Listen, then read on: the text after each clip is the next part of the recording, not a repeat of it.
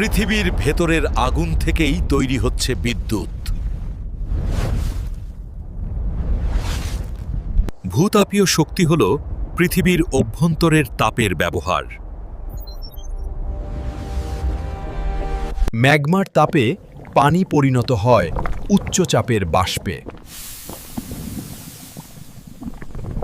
প্রথম ভূতাপীয় বিদ্যুৎ উৎপাদন হয় ইতালিতে 1904 সালে। আজ বিশ্বের বহু দেশে এই বিদ্যুৎ ব্যবহার হচ্ছে। গভীর কূপ খনন করে তাপীয় বাষ্প উপরে আনা হয়।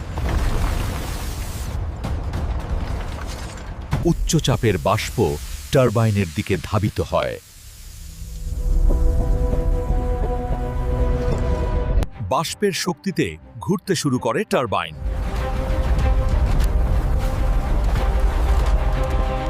টারবাইনের সাথে যুক্ত জেনারেটর তৈরি করে বিদ্যুৎ। ঠান্ডা পানি আবার মাটির নিচে পাঠানো হয়।